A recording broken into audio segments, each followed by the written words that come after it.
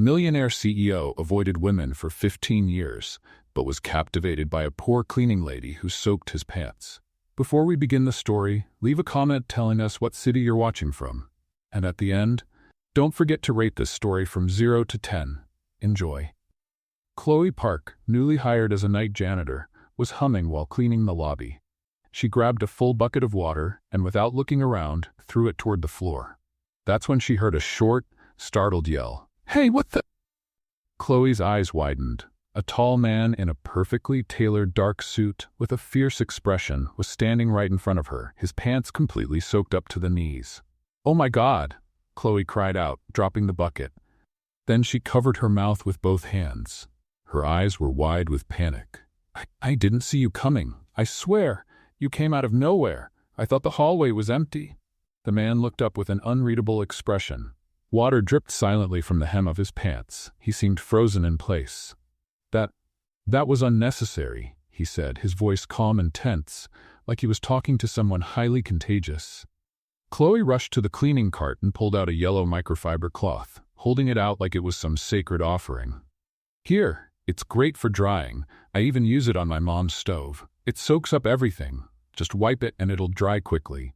Unless that suit's made of unicorn wool or something." The man didn't move a muscle. His eyes went from the cloth to her face, then to the floor, then back to the cloth again, which she was still holding out, shaking slightly. "Sorry about that, Mr. Fancy Suit," Chloe added, trying to lighten the moment with a smile. He didn't reply, just silence. Thick, awkward silence. Without saying a single word, he turned on his heels, carefully avoiding the water, and walked toward the elevator. Chloe tried to save some dignity. "Hey, you're not going to take the cloth? It's from the dry and hug line. You're missing out."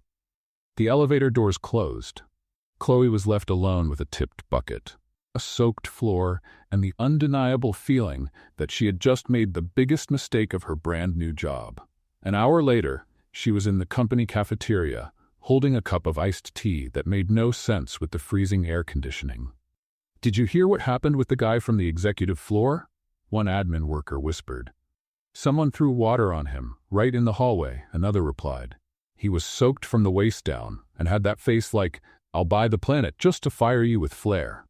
"That happened to Mr. Collins, didn't it? CEO Richard Collins?" another employee added. Chloe froze. "Mr. Who?" she asked, slowly turning. "Richard Collins, the CEO. He just got back from a trip today. Doesn't touch anyone. Always wears gloves. Cold as a final boss in a video game." Chloe swallowed hard. "Gloves? Tall? Fancy suit? Looked like he's never taken a bus?" The woman nodded. She sank in her chair, staring at her cup. "Oh no. I soaked the CEO with diluted bleach water, and I offered him a stovecloth." Rosalind the cook came up behind her and patted her on the back. "Welcome to Volt, Chloe. At least you made a memorable entrance." At the top of the building, in the quietest room of the company, Richard Collins was drying the hem of his pants with disposable towels. A fresh pair of gloves rested neatly on the table. The old, soaked ones had already been thrown away. His assistant appeared at the door. "Do you need another change of clothes, sir?" "No," Richard replied, not looking up. The assistant hesitated. "Is something wrong?" Richard didn't answer. With a small movement, he opened a drawer and pulled out a cloth handkerchief, running it across his fingers, even though they were already dry. But his mind wasn't in the room. He was replaying the bucket scene in his head over and over. The sound of the water, the girl's face, her sarcastic tone, her boldness. She didn't blink, didn't look down. "Sorry about that, Mr. Fancy Suit."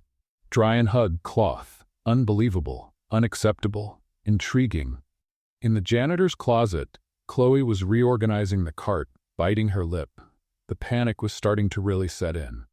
"Do you think he could sue me? Like liquid assault or something?" she asked Rosalind, who was laughing while scrubbing a pot. "The only thing you assaulted was his patience."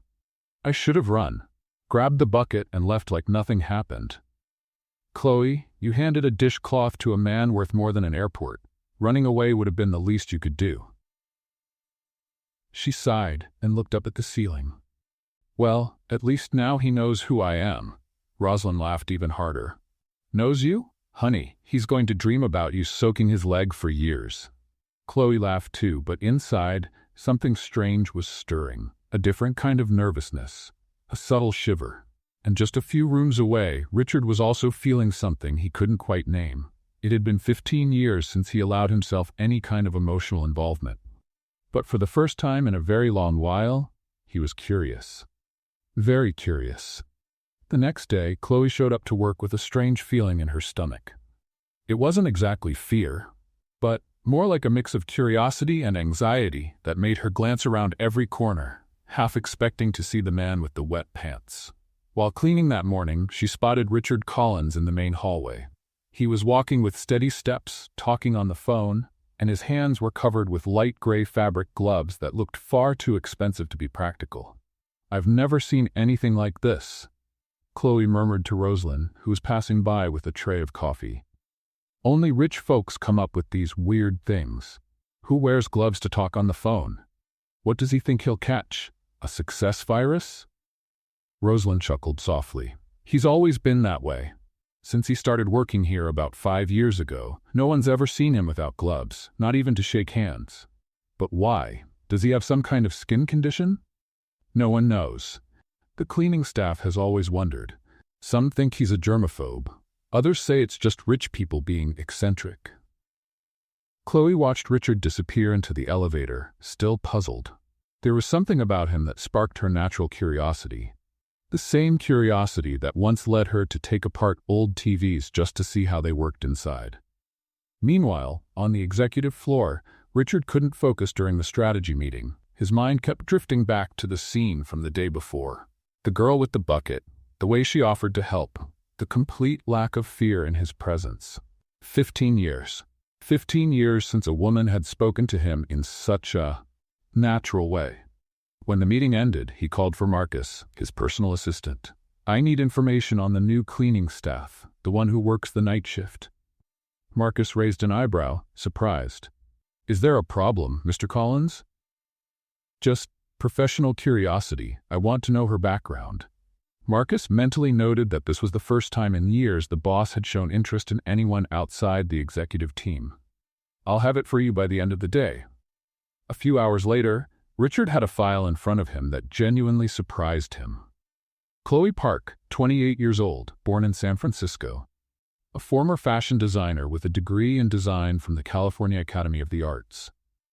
She had worked for several emerging brands and had even been featured in fashion magazines. Then, 3 years ago, she simply vanished from the fashion world. The last records showed a series of mysterious debts and lawsuits that seemed to have forced her into a completely different life. From promising designer to night janitor, how does someone make a change like that? Richard placed the file in the drawer, but his curiosity only grew. For the rest of the week, he found himself paying attention to schedules, knowing when Chloe would be working. Not that he was looking for her on purpose. At least that's what he kept telling himself. On Friday, a meeting ran late, and Richard decided to stay at the office to finish some reports. It was almost midnight when he heard strange sounds coming from the main lobby. Soft music, rhythmic footsteps, laughter. Curious, he quietly went down 2 floors and hid behind a marble column. What he saw left him completely speechless. Chloe was in the middle of the lobby, using cleaning cloths as if they were high-fashion fabrics. She had tied a blue cloth around her neck like a cape, another around her waist like a skirt, and a third was draped over her shoulders as an accessory. With soft music playing from her phone, she walked between the tables, striking dramatic poses and talking to herself. And here we have the new glamorous cleaning collection. Notice the flawless drape of the multi-use cloth, the velvet-like texture that only the Soaks It All brand can offer. She spun around dramatically, almost tripping over her own cleaning cart, and burst out laughing. The perfect accessory for the modern woman who needs to clean the world and still look fabulous. She continued, posing like a professional model. Available in bleach blue, disinfectant green, and classic multi-purpose yellow. Richard watched from his hiding spot, completely fascinated. There was a woman who had lost everything, now working as a janitor in the middle of the night. And still she found joy and creativity in the most unlikely situation. She suddenly stopped, looked at her reflection in the building's mirrored window, and her smile turned a bit sad. "Chloe Park, stylist of mops," she whispered to herself. "Mom would be proud." At that moment, something touched Richard in a way he didn't expect. It wasn't pity, it was recognition. The determination of someone who refused to give up, even when everything seemed lost. "What a crazy girl," he whispered to himself, but there was genuine admiration in his voice. Chloe went back to work, putting away her makeshift fashion pieces and resuming her cleaning as if nothing had happened. Richard watched for a few more minutes, impressed by how efficient she was. Even while having fun, she was meticulous and detail-oriented. When he finally returned to his office, Richard was sure of one thing. Chloe Park was unlike anyone he had ever met. And for the first time in 15 years, he wanted to know more about someone. A lot more. The following Monday, Chloe arrived at work feeling refreshed. The weekend had been productive. She finished a dress she was sewing for the neighbor's daughter and even had time to reorganize her small apartment. Small victories, but victories nonetheless. The night shift at Volt Dynamics had its perks. The building was quiet, free of rushed executives and noisy meetings. Running the vacuum through the empty hallways and tidying up the conference rooms was almost meditative. When she reached the executive floor, Chloe grabbed her master keys and entered the main conference room, the one with the huge glass table and chairs that probably cost more than 3 months of her rent. Richard Collins usually used this space for the company's most important meetings. While wiping the table, something caught her eye. A brown folder had fallen behind one of the chairs, partly hidden under the table. Probably dropped during the last meeting, and no one had noticed. "Let's see if there's a name on it," she murmured, bending down to pick it up. When she opened it to look for some kind of ID, her eyes widened. The heading on the document read, "Project Aurora, Confidential, Restricted Access." It was clearly something important, full of complex graphs, financial projections, and what looked like a draft for a new line of tech products. Chloe knew she should just close the folder and leave it on the table for someone to pick up. But her natural curiosity, the same one that made her figure out how to fix broken things, was stronger. "Just a quick look," she said to herself. The project seemed to be about smart wearable devices focused on health monitoring. The technical specs were impressive, but as she read, some things didn't quite add up. Her background in design and materials, along with years working with fabrics and structure, made certain inconsistencies jump off the page. The material suggested for the wristband might be comfortable, but it wouldn't be durable enough for constant wear. The interface design had potential, but the button layout wasn't ergonomic. And there was a clear error in the production cost calculations. Someone had multiplied when they should have divided. Without thinking twice, Chloe pulled a blank sheet from the notepad she always carried in her purse and began writing her observations. Her handwriting was neat, a result of years of taking detailed notes for sewing and pattern work. "Improvement suggestions for Project Aurora, from a humble observer," she wrote at the top. 1. Wristband material. Consider using medical-grade silicone with a breathable fabric cover, more comfortable for 24-hour wear and hypoallergenic. Interface. Buttons are too close together. People with larger fingers may struggle. Suggest increasing spacing by 3 mm and using different textures for easy touch. Error in production cost on page 12. 2,450,000 y 15,000 units equals $163.33 per unit, not $244.50 as noted. Overall design. Very masculine. 52% of health device users are women. What about more color options and a softer, more feminine design? After finishing the notes, Chloe couldn't resist grabbing a few colorful sticky notes she always carried, a habit from her designer days when she used them to mark ideas in magazines. On the pink one she wrote, "This project is amazing. Congrats on the innovation." On the yellow, "The marketing team will love the sleep tracking feature. Who doesn't want to know why they wake up tired after 8 hours?" On the green, "Watch out for the battery. No one wants to charge another device every day, maybe solar-powered." And on the blue one, with a little smiley face, "Sorry if I'm being nosy. I can't help it. Chloe, the janitor who soaked your suit." Pleased with her contributions, she placed the sheet with her notes inside the folder, stuck the colorful post-its on the front, left everything neatly in the center of the table, and went back to cleaning. The next day, Richard Collins arrived at the office earlier than usual. He hadn't slept well, thinking about strategies for the launch of Project Aurora. It was Volt Dynamics' riskiest investment in the past 5 years, and every detail needed to be perfect. When he entered the conference room to review the documents one last time before the meeting with investors, he found his folder placed neatly at the center of the table. For a moment, he thought it was odd. He was sure he had locked it in the drawer before leaving on Friday. As he opened the folder, he was stunned. Colorful sticky notes popped out like confetti, and a handwritten sheet was carefully placed on top of the official documents. His first reaction was anger. Someone had accessed a confidential document. Someone had touched information that could be worth millions. His jaw tightened, and he reached for the phone to call security. But then he saw the signature. Chloe, the janitor who soaked your suit. The janitor, the girl with the bucket.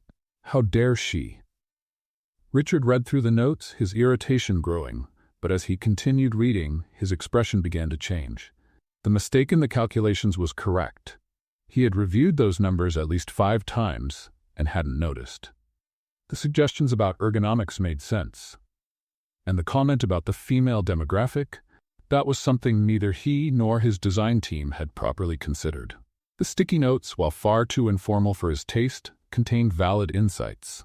The battery issue was a real concern they were still trying to solve. And the marketing note. Richard leaned back in his chair, confused. He was angry about the breach of privacy, but also impressed by the quality of the feedback. How had a janitor spotted flaws that a team of engineers and designers hadn't? He picked up the phone and dialed Marcus. I need you to call in the employee Chloe Park for a private meeting. Now. Is there a problem, sir? That's what I intend to find out. 30 minutes later, Chloe was standing in front of the conference room door, her heart racing. Marcus had been polite but vague about the reason for the meeting, which only made her more anxious. She knocked lightly. Come in, came Richard's familiar voice. Chloe opened the door and saw Richard sitting at the head of the table, with her folder open in front of him. Her colorful sticky notes were spread across the glass table like evidence from a crime scene. Have a seat, he said, pointing to the nearest chair. Chloe sat on the edge of the chair, ready to run at the first sign of trouble. I imagine you know why you're here, Richard began, his voice controlled but carrying an underlying tension. About the folder? Chloe asked, swallowing hard. Look, I just wanted to return it. It had fallen, and I thought, you read confidential documents. I know I shouldn't have. It was just curiosity. I promise I won't tell anyone. Richard picked up the sheet with her notes. And this? You wrote this out of curiosity too? Chloe looked at her own handwriting on the paper and felt her cheeks flush. I kind of couldn't help myself. When I see something that can be improved, my brain just starts working. It's a habit from when I was a designer. I'm sorry, it was totally inappropriate. You were a designer? Richard asked, raising an eyebrow. Chloe realized she had said too much. I was. Before everything went wrong and I ended up here. Richard studied her face for a long moment. There was sincerity there, and a sharp mind he hadn't expected to find. Your notes are accurate, especially the one about the production costs. Chloe blinked, surprised. They are? And your suggestions about design and the target audience irrelevant. Does that mean I'm not getting fired? Richard didn't answer right away. Instead, he closed the folder and leaned back in his chair, watching Chloe with an unreadable expression. It means, Miss Park, that we're going to have a very interesting conversation. Richard Collins had never found himself in a situation like this. Sitting across from a janitor who had just corrected a $1 million project using colorful sticky notes, he was torn between professional outrage and a genuine curiosity he hadn't felt in years. Chloe remained on the edge of her seat, clearly ready to flee if the conversation took a bad turn.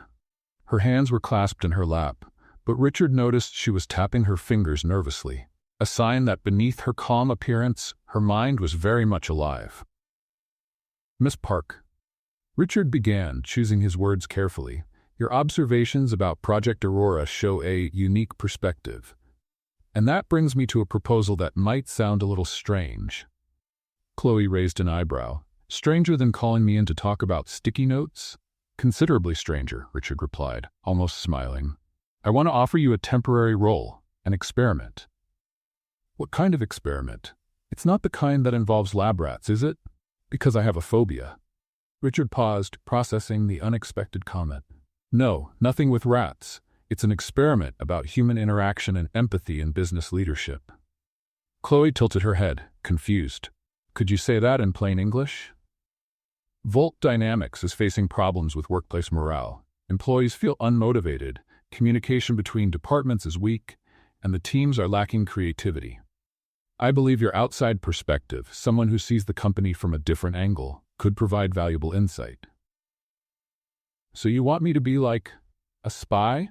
Not exactly. I want you to interact with people naturally, observe the dynamics, and give me honest feedback on what you see, like a social test to understand how your presence affects the work environment. Chloe looked at him for a long moment. Let me get this straight. You want to pay me to just be myself and talk to people? To put it simply, yes. And what would my official title be? Professional talker? Richard actually considered the question.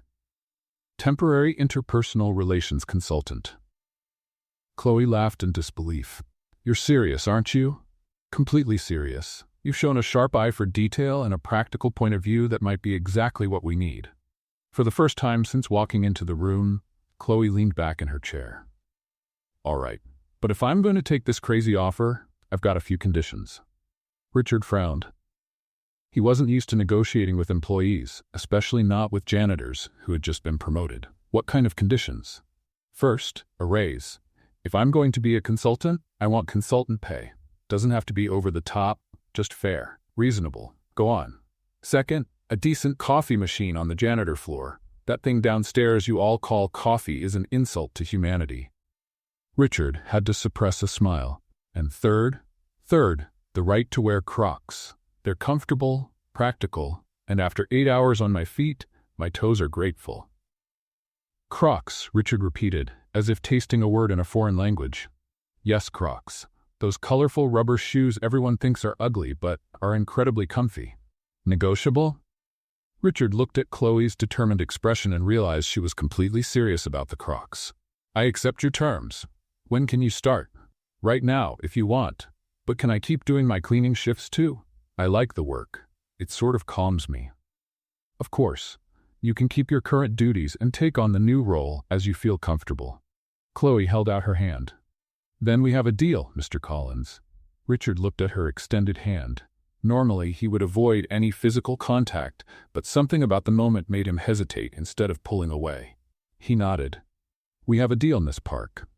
In the days that followed, Chloe embraced her new role with the same energy she brought to everything in life. She began to chat more intentionally with employees from different departments, not just during the night shift, but also during lunch breaks and between meetings. And Chloe being Chloe, the conversations quickly became memorable. You know, Sandra, she said to the receptionist as she watered the lobby plants. These plants look a little sad. I bet it's because no one talks to them. Talk to plants? Sandra asked, curious. Of course. Plants are like shy people. They respond well to attention. Chloe turned to the nearest fern. Hi, sweetheart. How are you today? Your leaves look amazing. Sandra laughed, but kept watching as Chloe continued her chat with the greenery. I can't believe you actually talk to plants. Why not? They're great listeners. They never interrupt, never judge, and they're always in the same place when I need them. Several employees walking by witnessed the scene, and soon the story of Chloe talking to plants spread through the company. But instead of making fun of her, people began to imitate her. The lobby became livelier, with employees occasionally greeting the plants and even suggesting new arrangements. In the IT department, Chloe discovered that Marcus, the technician in charge of computer maintenance, was passionate about origami. You really make these figures out of paper? Chloe asked, admiring a beautifully folded dragon on his desk. It's a hobby. Helps me relax after dealing with network issues all day. Wow, this is amazing. Have you ever thought about teaching others? I bet the finance folks would love it. They're always stressed out with spreadsheets. A week later, Marcus was leading casual origami sessions in the lunchroom, with a cheerful group of employees from different departments joining in. But it was a seemingly small moment that really caught the attention of the whole company. Chloe was cleaning the main lobby when the background music started playing an instrumental version of an 80s pop song. Without thinking, she began swaying to the rhythm, using her mop as a dance partner. Two security guards, Carlos and Miguel, happened to be walking by and stopped to watch, amused. "Hey Carlos," Chloe called out. "Do you know how to dance salsa?"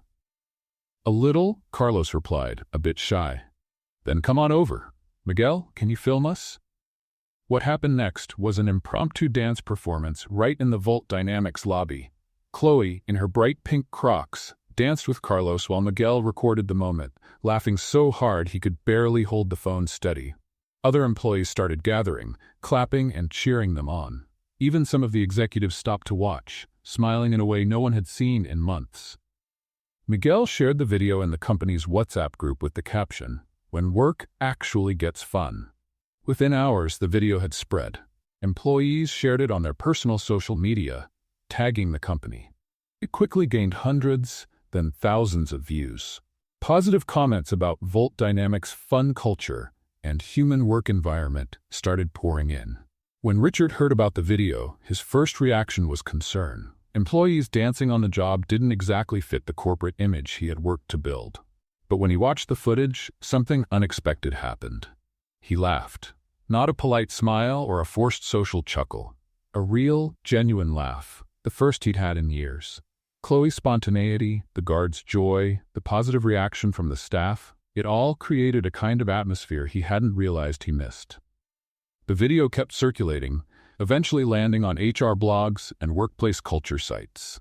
Volt Dynamics was suddenly being praised as an example of a company that values employee well-being and fosters a positive environment. Richard called Chloe that afternoon. "I need to see you in my office." Chloe headed up with her heart pounding, thinking she had finally crossed some invisible line. About the video, she began as soon as she walked in. "The video," Richard said, "has nearly 50,000 views and is being shared as an example of outstanding workplace culture. Is that good or bad? It's unexpected and effective." Richard paused, still sorting through his own feelings. "In just 2 weeks since starting your new role, you've had more positive impact on this company's morale than any HR initiative we've tried in the past 2 years. Chloe smiled, relieved. "So I'm not getting fired for dancing with the security guards?" "No, actually. I want to understand better how you do it. How do you manage to connect with people like that?" Chloe shrugged. "I don't know. I think it's just being real. Treating everyone like people. It's not rocket science." Richard watched her for a moment, seeing something he hadn't recognized in someone in a long time. Complete authenticity. She wasn't trying to impress, manipulate, or gain anything. She was just being herself. No filters, no pretense. And for the first time in 15 years, Richard Collins wondered what it might be like to live that way. It was an ordinary Thursday when fate decided to throw Richard Collins and Chloe Park a curveball. Richard had just finished a meeting on the 15th floor and was taking the elevator down to the lobby when it stopped on the 8th floor. The doors opened, and Chloe stepped in. "Hey, boss," she said cheerfully, pressing the ground floor button. "How's the social experiment going? Have you discovered any secrets about humanity yet?" Richard gave a polite nod, keeping his usual formal posture. He was getting used to Chloe's natural style, but her informality still made him slightly uncomfortable. The elevator moved down normally until the 5th floor, when suddenly there was a jolt and everything came to a halt. The lights flickered once, then settled into emergency lighting. "That's odd," Chloe murmured, pressing a few buttons. "Do you think?" Richard was already on the elevator's emergency phone, but the line was silent. He tried his cell phone. No signal. The reality of the situation started to sink in. They were stuck. "No, no, no," Richard murmured, pacing back and forth in the small space. "This can't be happening." Chloe watched his sudden change in behavior. The man who was always in control was now visibly agitated, breathing faster and sweating despite the air conditioning. "Hey, take it easy," she said, setting her bucket down. "We're going to be fine. Someone will notice the elevator's stuck and come get us." "You don't understand," Richard said, clearly distressed. "I can't be trapped, not in small spaces. Not for long." Chloe frowned, concerned. It was the first time she had seen Richard without his usual composed mask. "Do you have claustrophobia?" "Among other things," he answered, trying to calm himself down, but clearly struggling. Chloe thought quickly. She needed to distract him. "You know what? This reminds me of when I lived in a laundromat." Richard stopped pacing and looked at her. "You lived in a laundromat?" "For about 6 months, when I was 19. Long story, there was a musician boyfriend, an apartment that caught fire, and a very kind Chinese woman who let me sleep behind the washing machines." Despite the panic, Richard found himself curious. Behind the machines? Mrs. Liu, that was her name, had a little storage area in the back where she kept detergent and fabric softener. She set up a little spot for me with a mattress. The sound of the machines was like a giant lullaby. I slept like a baby. Chloe sat down on the floor of the elevator and motioned for Richard to join her. But the funny part is, I started talking to the clothes. Seriously, there was a blue suit that came in every week with the same coffee stain on the chest. I called it Mr. Clumsy and made up stories about his life. Even in his anxious state, Richard couldn't help but smile a little. "You really talked to the clothes?" "I did. And it wasn't just me. Mrs. Liu did it too. She said clothes carry people's memories, so they have stories to tell." Chloe gestured animatedly. "There was a red dress that always came in after parties. I called it Dances Till Dawn. And a work shirt that came in every week, always covered in paint. That was the secret artist." Richard noticed his breathing had started to calm. Chloe's voice had something soothing about it, and her silly stories were actually helping him relax. "Wait a second," Chloe said suddenly, glancing at his hands. "You're not wearing gloves." Richard looked down at his own hands as if noticing them for the first time. "I forgot to put on a new pair after the meeting." "And how do you feel? Are your hands falling off? Did you catch some mysterious disease?" "Don't be ridiculous," Richard said, but there was a hint of uncertainty in his voice. "Then why do you always wear gloves? Is it some kind of allergy?" Richard was quiet for a long moment. The small space, the stress of the situation, and Chloe's oddly comforting presence created an atmosphere that made him want to talk about things he had never shared with anyone. "It's not an allergy," he finally said. "It's protection." "Protection from what? From closeness? From intimacy? From women?" Chloe tilted her head, waiting for him to continue. "My mother left me when I was 7, Richard said, his voice lower now. "She had a new boyfriend every week. Different men came and went from our house constantly, and then one day she just left with one of them and never came back." "Oh, Richard, I grew up in foster homes and group shelters. I learned that women leave. Always. So I decided it was safer not to get close to anyone. The gloves are a physical barrier, a constant reminder to keep my distance." Chloe was quiet for a moment, taking in the unexpected vulnerability. "You know what I think?" she said gently. "I think you're missing out on a lot of good things because of one person who didn't see what a treasure she had. It's not that simple." "Yes, it is. Look, want to try something?" Chloe asked, extending her hand. "Let's see if the world ends when you touch my hand without gloves." Richard looked at her hand like it was a dangerous object. "I can't." "Yes, you can. It's just a hand. It won't hurt you, I promise. And you know why? Because when we stop trying so hard to protect ourselves, life becomes more beautiful, easier, more real." With his heart pounding, Richard slowly reached out and touched Chloe's hand. Her skin was warm and surprisingly soft. There were no lightning bolts, no explosions, no end of the world, just the simplest, most natural form of human contact. "See?" Chloe said softly. "The world's still turning." They stayed like that for a few minutes, quietly, with their hands gently clasped. Richard felt a mix of panic and something he couldn't quite name. Maybe relief. "Thank you," he murmured, "for distracting me. For this. You're welcome. And you know what? You should try being a little kinder to people out there, too. No gloves, no walls. I bet you'd find most people are actually pretty nice if you give them a chance." The stress of the situation was starting to catch up with them, and Chloe felt her eyelids getting heavy. Without thinking much, she leaned her head on Richard's shoulder. "I'm just going to close my eyes for a minute," she murmured. Richard froze for a moment, then gradually relaxed. The scent of Chloe's shampoo was soft, and the weight of her head on his shoulder felt comforting. 2 hours later, When the maintenance team finally opened the elevator doors, they found a scene that left the gathered employees completely stunned. Chloe Park, peacefully asleep on Richard Collins's shoulder, and the CEO of the company not only allowing it, but actually looking strangely at ease. The buzz that spread through Volt Dynamics that day would be remembered for a long time. After all, no one had ever seen Richard Collins without gloves, let alone letting someone sleep on his shoulder. And as Chloe woke up, confused, and Richard tried to regain his composure, they both knew that something fundamental had shifted between them in that small space between the 5th and 6th floors. In the days following the elevator incident, something remarkable started happening at Volt Dynamics. Richard Collins, the CEO known for being cold and distant, was different. On Monday morning, Marcus nearly dropped his coffee when he saw Richard walk into the office without gloves. Not for long. Just about 15 minutes before putting them back on, but it was visible progress.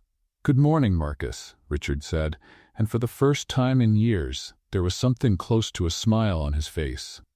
Good morning, Mr. Collins," Marcus stammered, still trying to process the change. The transformation became even more noticeable during a walk through the office. Richard stopped at Sandra's desk, the receptionist. "Sandra, how's your son doing? He had the flu last week, right?" Sandra looked at him as if she'd seen a ghost. He's better. Thank you for asking, Mr. Collins." In the accounting department, he nodded to Teresa, who had worked there for 5 years and had never received direct acknowledgement. "Nice work on the quarterly reports, Teresa. Very thorough." Teresa was so surprised she forgot to reply. And when he passed the morning cleaning crew, something even more surprising happened. Richard laughed. A genuine laugh as he watched Carlos trying to teach dance steps to other employees during a break. "Looks like the dancing bug is going around," he said, and his comment came with humor, not disapproval. Chloe watched these changes with quiet satisfaction. Her experiment was working better than she had imagined, and Richard was slowly becoming more human in the eyes of his staff. "Have you noticed he's different?" Sandra asked Chloe during lunch. "Everyone's noticed?" Chloe replied, "It's like someone finally found his human mode switch and turned it on." The new, more approachable version of Richard also showed up in company meetings. Chloe had been unofficially promoted to common sense consultant and now sat in on a few important discussions, offering perspectives the executive team had never considered. It was during one of those meetings that her input saved the company from a major PR disaster. "We're considering sponsoring the Night of the Stars charity event," explained James, the marketing director. "It'll be great exposure for the brand." Chloe raised her hand a bit hesitantly. "Can I ask something? Did you look into who else is involved in the event?" "It's a charity event. What could go wrong?" James replied, slightly annoyed by the interruption. "It's just that I read in the paper that the main organizer is under investigation for money laundering. If you sponsor the event now and things go south, Volt could get dragged into a scandal." The room fell silent. James quickly checked his tablet and turned pale. She's right. How did we miss that?" "Because you were focused on numbers and visibility," Chloe said gently. "Sometimes it takes someone from the outside to notice the obvious." Richard watched the exchange with growing admiration. Chloe had a natural ability to see things others overlooked, even seasoned professionals. "Thank you, Chloe," he said. "You saved us from a major headache." "You're welcome. That's what common sense is for, right?" Unfortunately, the growing closeness between Richard and Chloe didn't go unnoticed by everyone. A week later, an article appeared on a business gossip blog with the headline, "Ambitious Janitor Seduces Millionaire CEO, the New Scandal at Volt Dynamics." The article, full of malicious speculation and out-of-context photos, portrayed Chloe as an opportunist using her feminine charms to manipulate Richard and climb the corporate ladder. Internal sources report that the employee, a failed former fashion designer, has been seen in executive meetings and has a suspicious relationship with the CEO, who is known for avoiding women. Coincidence? Not likely. Chloe read the article on her phone during her break, feeling her stomach sink. Around her, people were whispering and glancing sideways. Some looked sympathetic, others suspicious. "Don't believe any of it," said Rosalind, appearing beside her. Everyone here knows the kind of person you are. But what if people start thinking it's true? Chloe asked, her voice shaking. What if Richard starts to doubt my intentions? Richard's smart. He knows who you are. But the doubt had already taken root in Chloe's mind. The rest of the day, she noticed strange looks, conversations that stopped when she walked by, and a general discomfort that hadn't been there before. When Richard found out about the article, he was furious. He immediately called the legal department to discuss taking action against the blog. Mr. Collins, Marcus said hesitantly, maybe we should consider limiting public interactions with Miss Park, at least until this blows over. Absolutely not, Richard replied firmly. I won't let petty gossip dictate how I run my company. But when he went looking for Chloe to talk to her about it, she was nowhere to be found. Marcus told him she had asked to speak with him urgently earlier, but he had been in a meeting. Richard finally found her in the janitor's closet, packing up her things into a box. What are you doing? Chloe looked at him with red eyes. I'm quitting. Because of a ridiculous article? It's not just the article, Richard. It's what it represents. People will always question why I'm here. They'll always assume I'm taking advantage of you. And do you care what they think? I care about what this does to you, Chloe said, her voice cracking slightly. You are finally starting to open up, to trust people. I don't want you to close yourself off again because of me. Chloe, you can't leave. You're important to the company, to me. That's exactly why I have to go, she said, closing the box. As long as I'm here, you'll never be able to relate to people normally. There will always be that doubt hanging in the air. Richard felt something he hadn't experienced in years, desperation. The thought of Chloe walking out of his life hit him like a punch to the gut. Please, reconsider. We can fix this.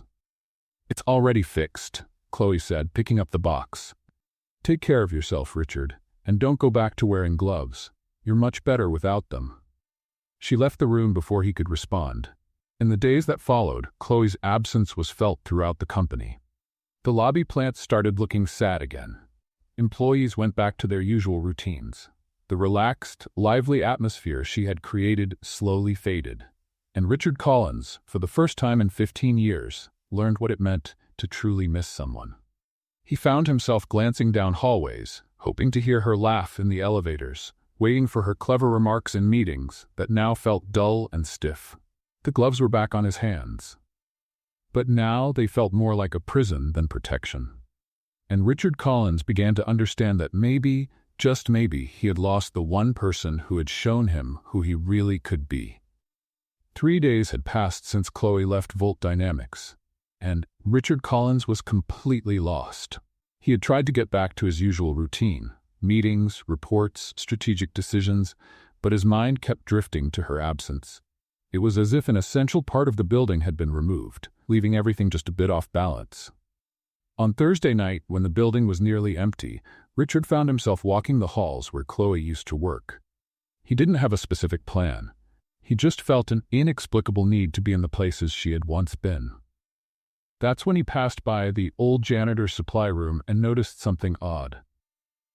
The door was slightly open, and a faint light was coming from inside.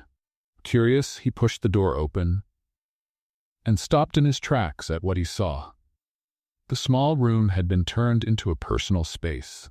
A small mirror hung on the wall, a few plants in makeshift pots decorated the shelves, and there was even a cushion on the floor, creating a cozy little corner among the cleaning supplies. But what really caught his attention was an open shoebox on a low shelf. Dozens of envelopes and folded papers spilled out, as if someone had left in a hurry and forgotten them. Richard hesitated. Going through Chloe's personal belongings would be an invasion of privacy. But curiosity, and maybe something deeper, got the better of him. He picked up the first envelope. It wasn't addressed to anyone, just dated 3 months ago. Carefully, he pulled out the handwritten letter inside. Dear future Chloe, the letter began. Today was my first day cleaning offices. My hands are sore and I smell like disinfectant, but at least it's honest work. I hope that by the time you read this in the future, you've found something better, or at least gotten used to the smell. Richard frowned, intrigued. Did she write letters to herself? He picked up another letter, this one older. Dear me, it said. Larissa made amazing progress in physical therapy today. The doctor said she might be able to walk with help in a few months.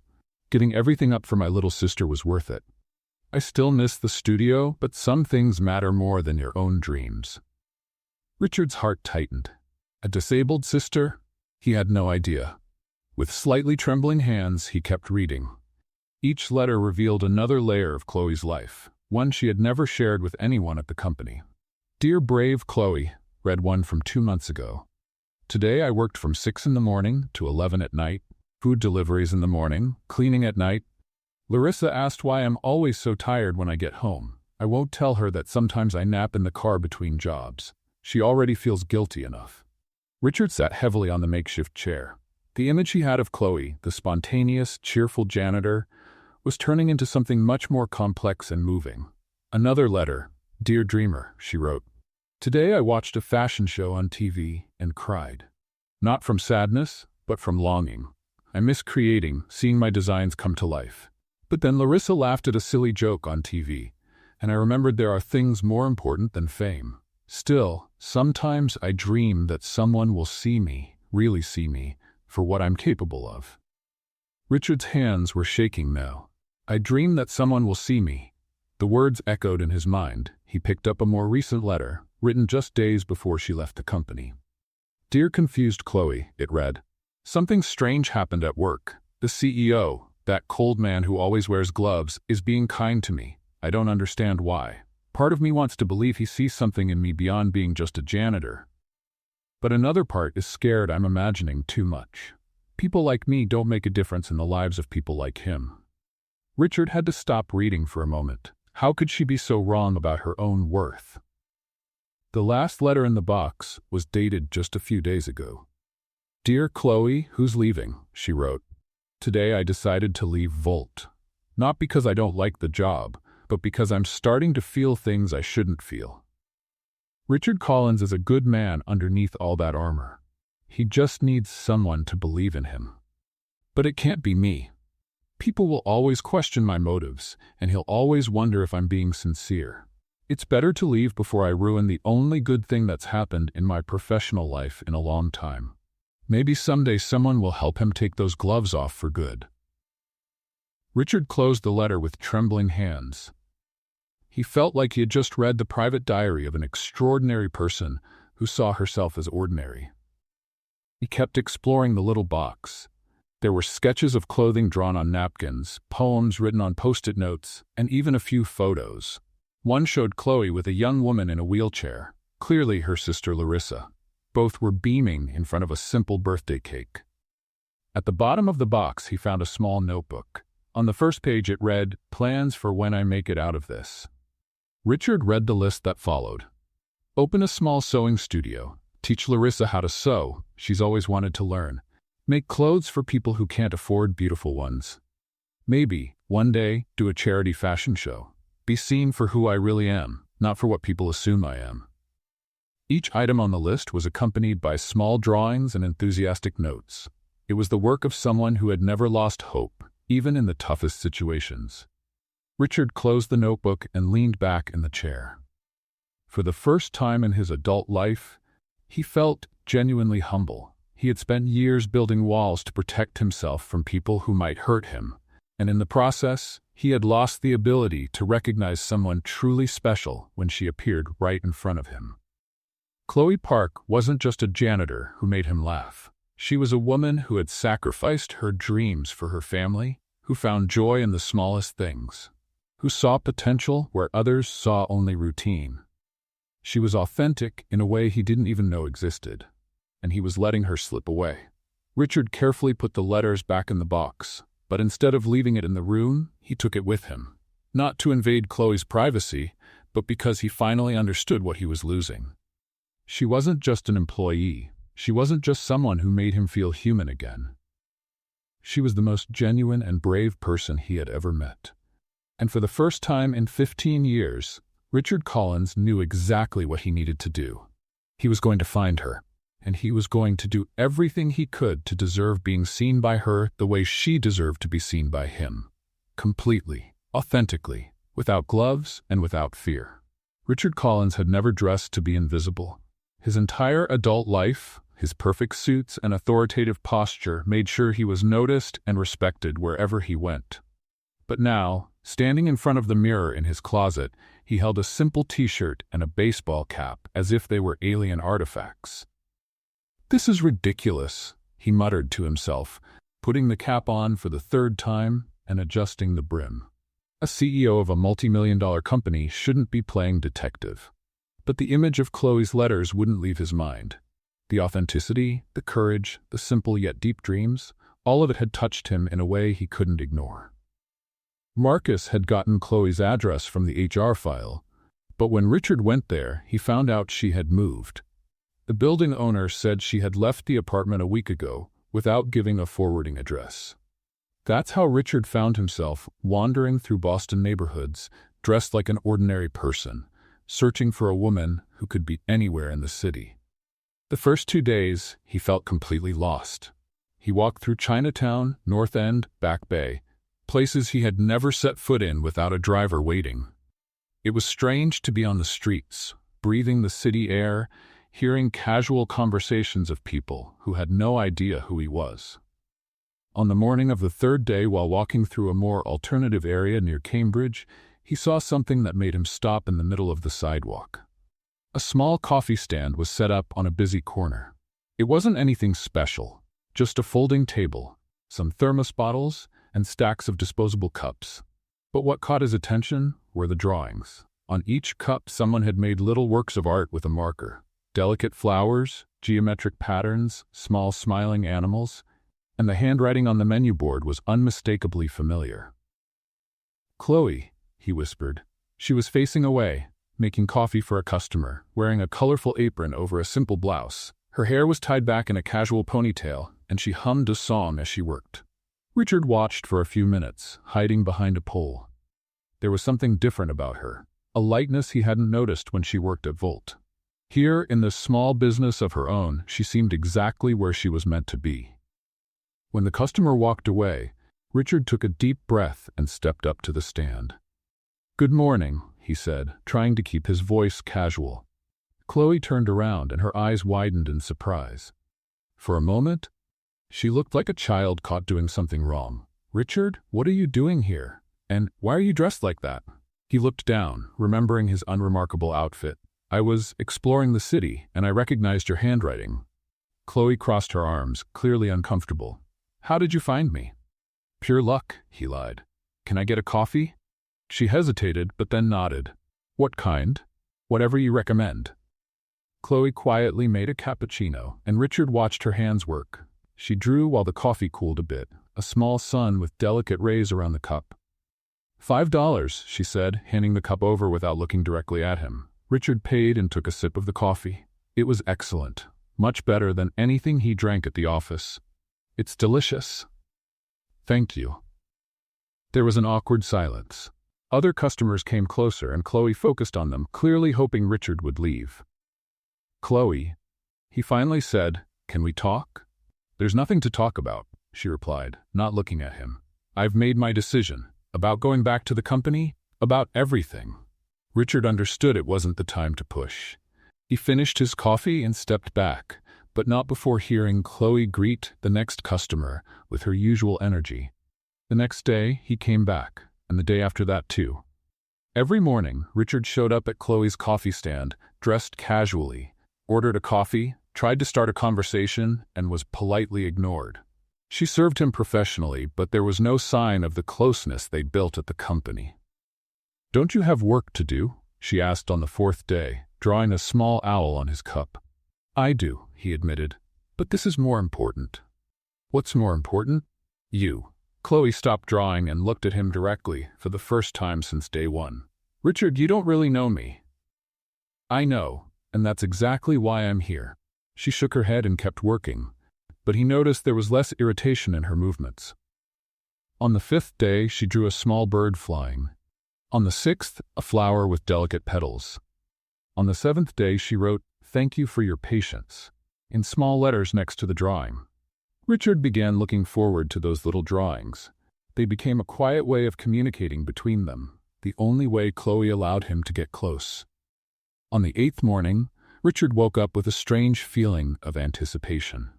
There was something different in the air, like something important was about to happen. When he arrived at the stand, Chloe was making his coffee before he even ordered. She had memorized his order: a cappuccino with an extra pinch of cinnamon.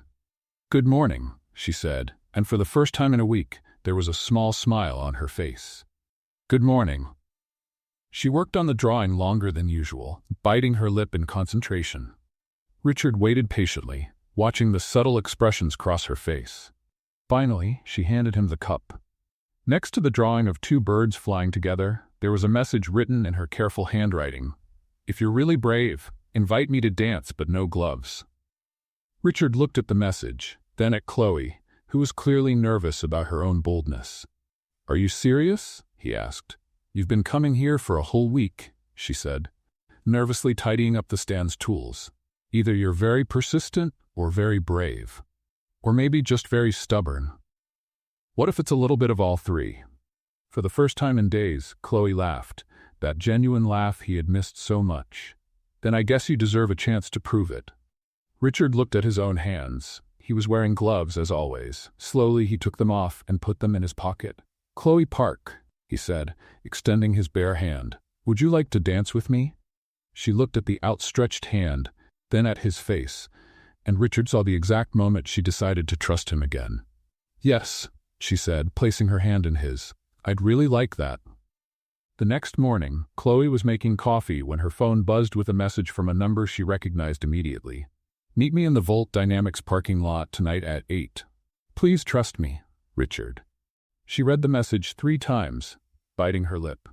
After a week of avoiding deeper contact with him, agreeing to dance had been a moment of impulse. But now, with daylight and reality setting in, she wondered if she was doing the right thing. Still, something inside her, maybe curiosity, maybe hope, made her reply, "I'll be there."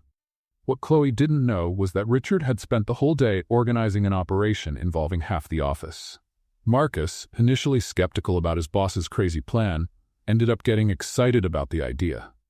"Mr. Collins," said Carlos, the security guard who had danced with Chloe in the lobby, "we got the LED lights and the extension cords."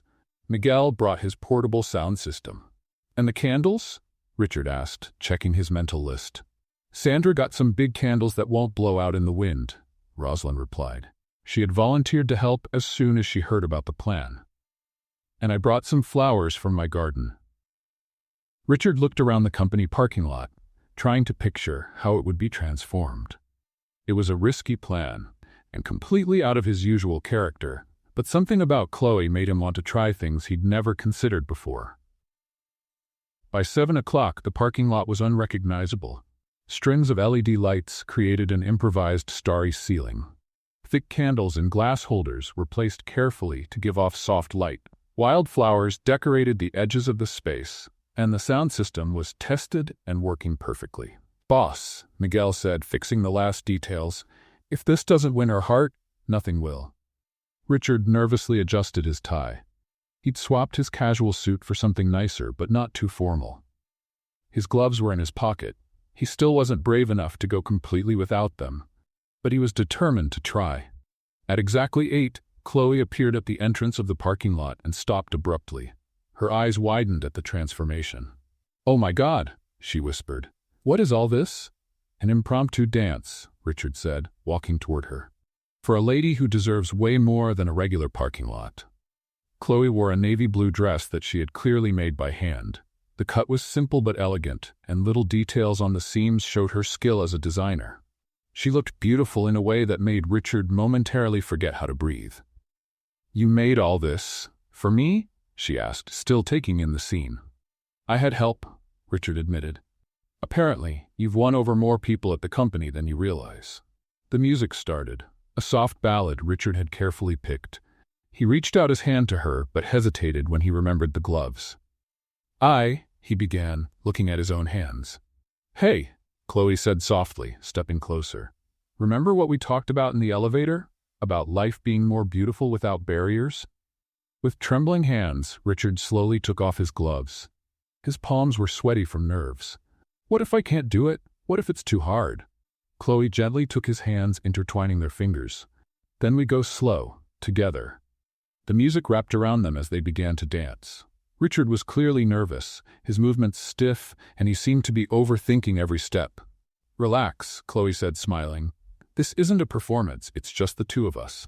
But the very moment Richard tried to relax, he stepped on Chloe's foot. Ouch! Sorry, He started, mortified.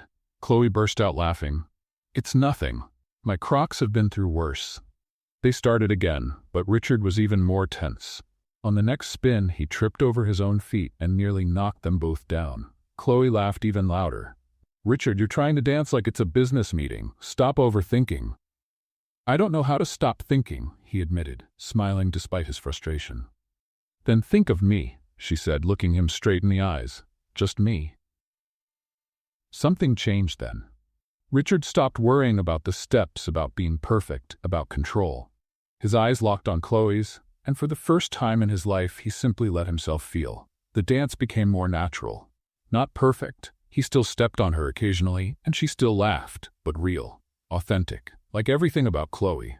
When the music ended, they were closer than when they started. Richard could feel her breath, see every detail of her face in the candlelight. Chloe, he said, his voice rough with emotion. I need to tell you something. What? I'm in love with you.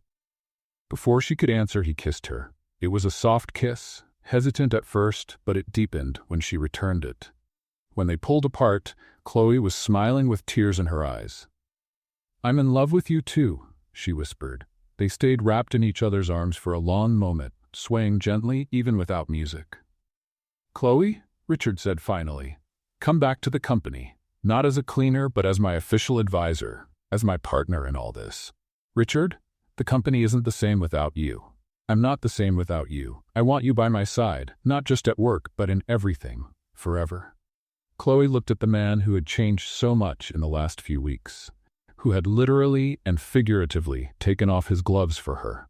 Yes, she said, smiling. Yes to everything. Under the makeshift lights and surrounded by the soft scent of candles, Richard Collins and Chloe Park made a promise far bigger than any work contract. It was the start of a new life. Together. The Monday after the impromptu dance, Chloe returned to Volt Dynamics with a smile she couldn't hide. Her new role as interpersonal relations consultant had been made official, and she arrived early to organize her new office, a small room with a window, very different from the supply closet where she used to keep her things.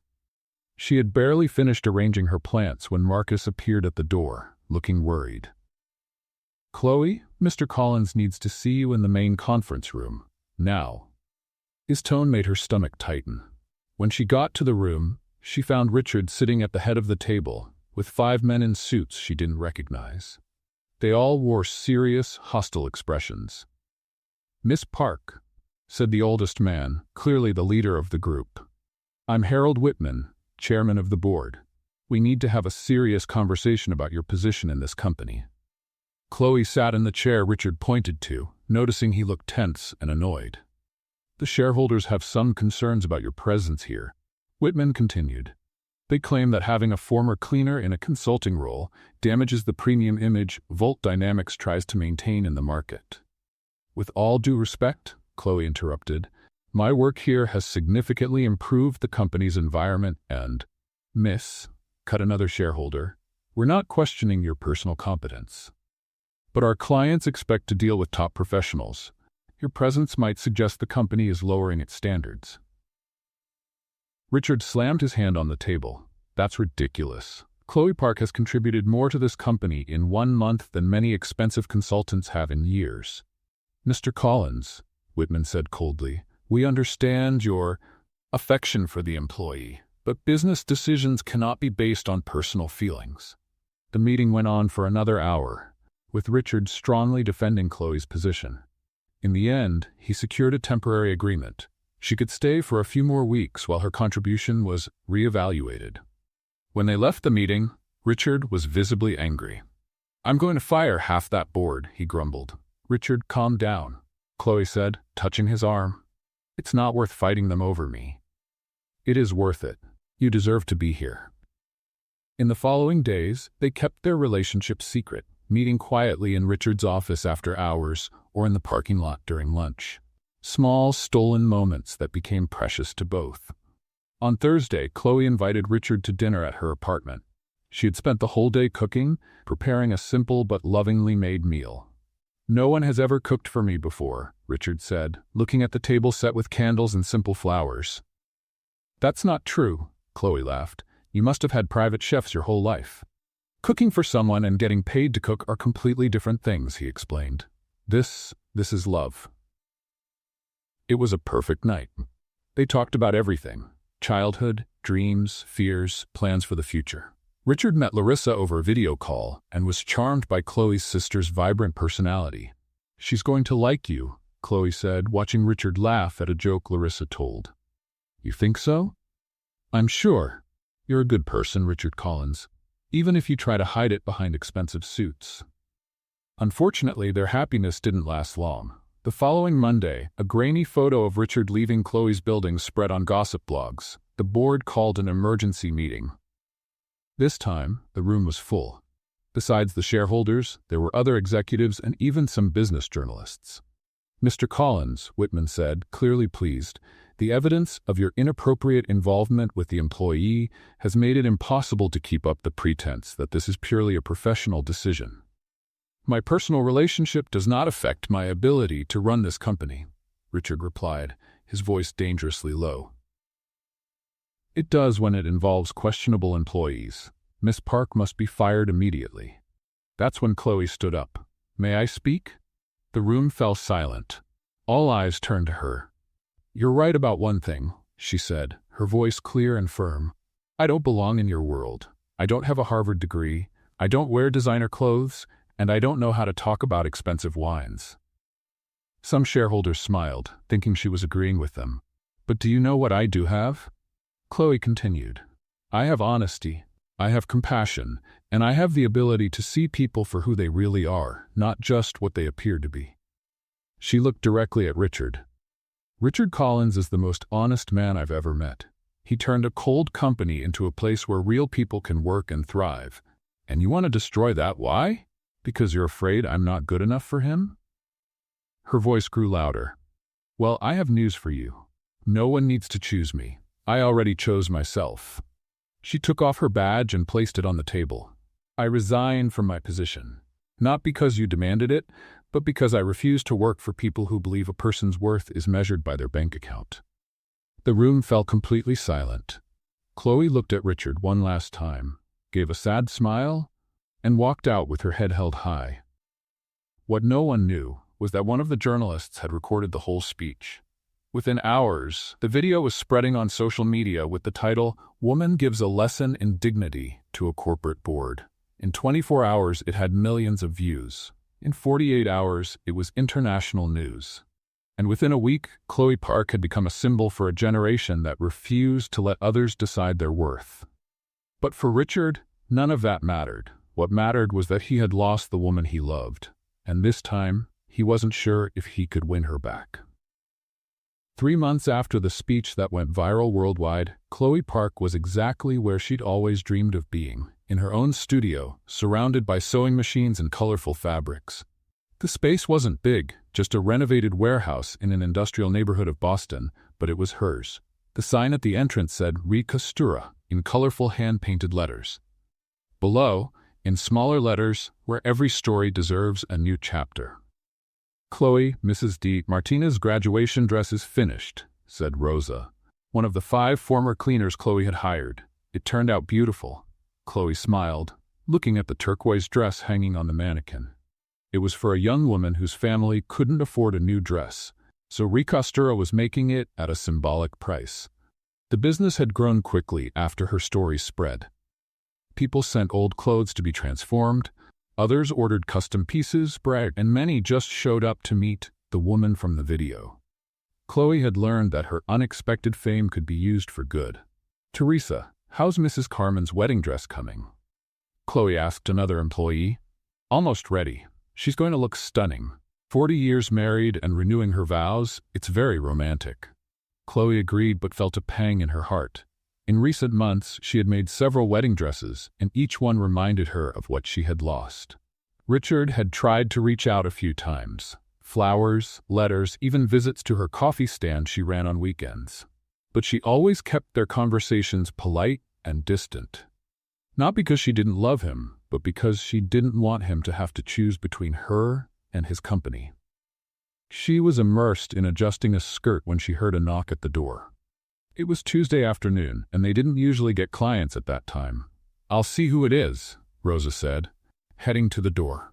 Chloe heard low voices, then Rosa returned with a confused look. "There's a man here. Says he has a special order. Seems nervous." Chloe sighed. "Probably another journalist trying to get an interview. Let him in." But when the person came in, Chloe almost knocked over the sewing machine. It was Richard, wearing jeans and a simple t-shirt, carrying a large box wrapped in brown paper. "Hi," he said, clearly uncomfortable. "I hope you don't mind the visit." The other employees stopped working, recognizing him immediately. After all, he had appeared in several articles about Chloe's story. "Richard, what are you doing here?"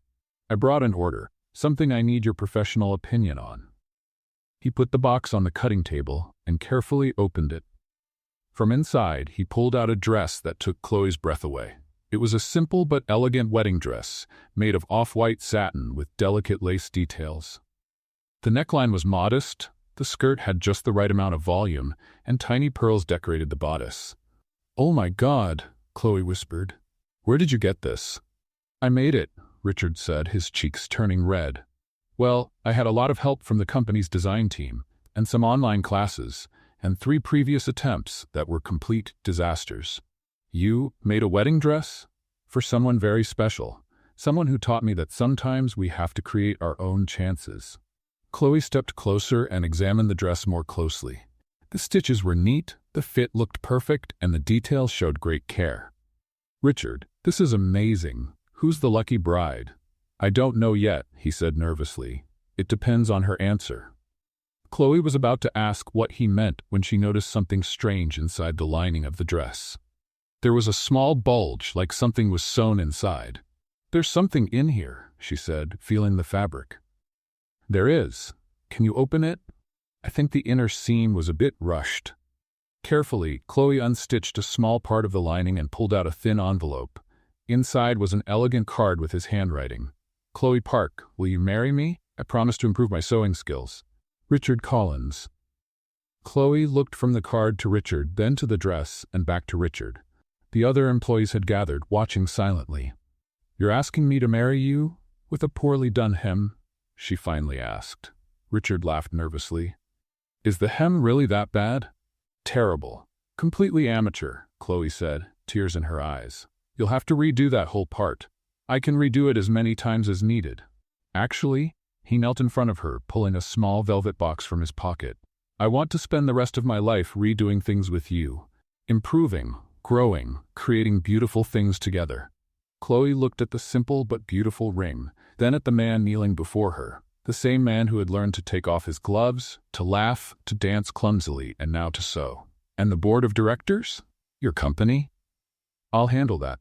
Actually, I have a proposal. How about we become partners, officially? Volt can invest in Recostura. You keep your independence, I keep my company, and we build something new together." Chloe knelt down before him, holding his face in her hands. "Richard Collins, you are the most stubborn, persistent, and wonderful man I've ever met." "Is that a yes?" "It's a yes to everything. To the wedding, the partnership, redoing the hem on this dress, everything." When they kissed, the Recostura employees applauded, and someone must have filmed it, because later Chloe found out her second marriage proposal had gone viral online. But this time she didn't care at all. 6 months later, the rooftop of the Volt Dynamics building had been transformed into the most unlikely wedding venue in Boston.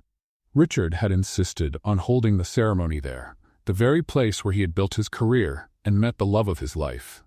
The space was decorated with simple elegance: wildflowers grown by Rosalind in her garden, LED lights woven into the roof structure, and simple chairs arranged in a semicircle. The makeshift altar offered a stunning view of the city, but all eyes were on the entrance, waiting for the bride. In the front row, Larissa Park sat radiant in her wheelchair, wearing a lilac dress Chloe had made especially for her. Next to her, former cleaning staff mingled with company executives, a scene that would never happen at a traditional corporate wedding. "Are you nervous?" asked Marcus, who had volunteered to be Richard's best man. Terrified, Richard admitted, adjusting his tie for the 10th time. What if she changes her mind? What if she realizes she can do better?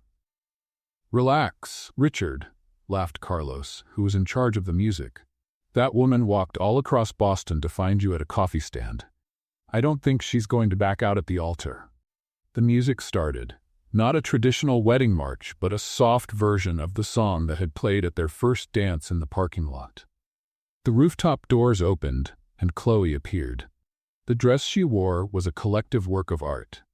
She had sewn the base, but each of her Recosture employees had contributed some detail. Rosa had embroidered small flowers on the hem, Teresa made the delicate lace sleeves, and Carmen created the veil from vintage fabric that had belonged to her grandmother. Chloe walked down the aisle alone. She insisted she didn't need to be given away by anyone, smiling at the familiar faces on both sides. When her eyes met Richard's, he felt like the whole world made sense for the first time. "You look beautiful," he whispered as she reached the altar. "So do you," she replied, gently fixing his tie. The justice of the peace, a young and relaxed man Richard had chosen specifically for not being too formal, smiled at the couple. "Friends, we are gathered here today to unite Richard Collins and Chloe Park in marriage, and I can say in 10 years of doing weddings, I've never seen a love as genuine as these two share." The ceremony was going perfectly until they got to the vows. Richard had memorized a long speech about how Chloe had changed his life, but when it was his turn to speak, the words just disappeared. "I prepared a speech," he began, nervous, "but looking at you now, I can only think of one thing. Thank you. Thank you for throwing water on me, for fixing my projects with post-it notes, for teaching me that life is better without gloves." Tears sparkled in Chloe's eyes as she laughed. "My vows are simpler," she said. "Richard, you saw me when I was invisible. You valued me when I felt worthless, and you loved me when I didn't even know I deserved to be loved. I promise to spend the rest of my life showing you that you deserve all the love in the world too." Then, just as the judge asked them to exchange rings, the most memorable moment happened. Chloe, emotional and reaching for Richard's hand, tripped slightly on her dress. Trying to steady herself, she grabbed onto the judge, who wasn't ready for the sudden support. For a terrible moment, it looked like all three might tumble into a pile in the middle of the altar. "Oh my God," Chloe shouted, laughing as she tried to steady herself. "Sorry, I was so nervous I forgot I have 2 left feet." The judge laughed, regaining his balance and composure. "Well, that's definitely a first for me." Instead of feeling embarrassed, Richard burst out laughing. Soon the whole audience was laughing too, and the ceremony's tension completely disappeared. "That's why I love you," Richard said, holding her hands tightly. "You make everything more interesting." "Even weddings?" Chloe asked, still smiling. "Especially weddings." Now completely relaxed, the judge smiled at the couple. "Richard, do you take Chloe to be your wife? To laugh with her, stumble with her, and get back up with her forever?" "I do, with great pleasure." "Chloe, do you take Richard to be your husband? To love him, challenge him, and occasionally fix his work with colorful post-its?" "I do," she said, smiling through her tears. "Then, by the power vested in me, I now pronounce you husband and wife. Richard, you may kiss your bride." The kiss was long and tender, met with enthusiastic applause from everyone present.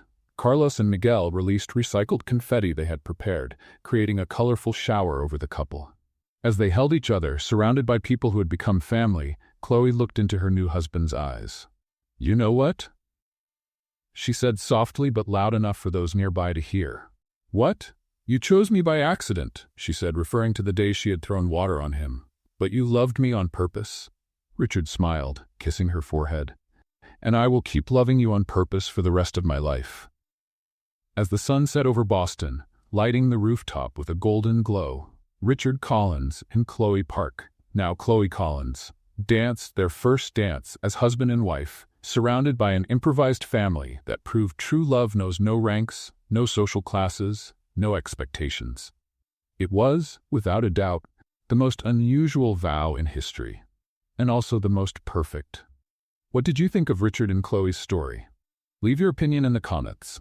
Rate this story from 0 to 10. Subscribe to the channel and hit the bell to follow all our stories, and enjoy watching more emotional stories by clicking here on the end screen.